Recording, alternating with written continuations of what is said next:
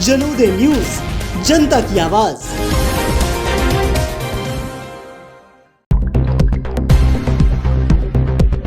कलयुगी बेटे की दरिंदगी, बीमार मां की कुल्हाड़ी से हत्या, वजह सुनकर रह जाएंगे सन्न। खरगोन जिले के भीकन गांव से एक ऐसी घटना सामने आई है जिसने इंसानियत को झकझोर कर रख दिया है। यहाँ एक कलयुगी बेटे ने अपनी ही 80 वर्षीय मां की बेरहमी से हत्या कर दी और वजह जानकर आप भी सन्न रह जाएंगे। बताया जा रहा है कि आरोपी विष्णु भील, जो कि मृतक रामई बाई का इकलौता बेटा था, शराब की लत में पूरी तरह डूब चुका था। उसकी पत्नी भी बच्चों के साथ पीतमपुर में रहती है। घटना वाले दिन भी वह शराब के नशे में धुत था और इसी हालत में उसने अपनी ही मां पर कुल्हाड़ी से हमला कर दिया। घर में अकेली बिस्तर पर पड़ी बीमार मां, जो अपने बेटे के सहारे जी रही थी, उसी बेटे ने उसकी गर्दन पर एक के बाद एक 4 से 5 वार कर दिए। मौके पर ही बुजुर्ग महिला की मौत हो गई।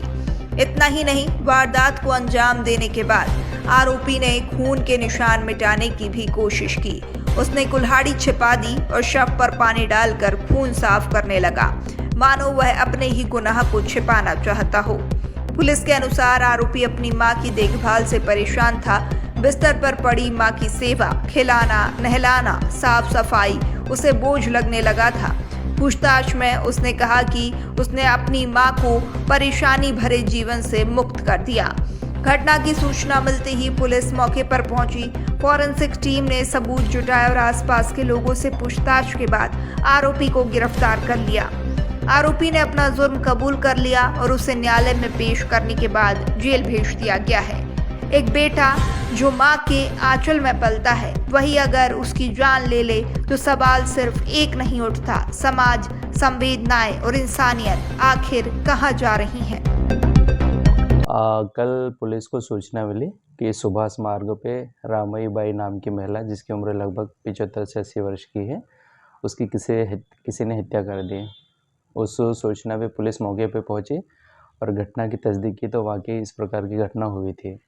आसपास पूछताछ की गई साक्ष्यों के आधार पे प्रथम दृष्टया ये पाया कि उनका जो बेटा है विष्णु सावले, वो संदिग्ध है।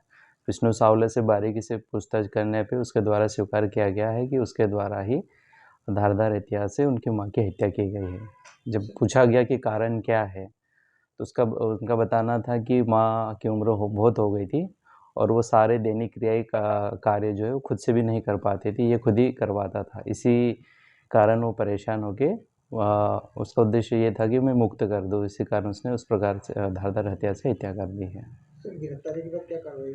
आरोपी को गिरफ्तार किया गया है और माननीय न्यायालय पेश करके जेल दाखिल किया गया है।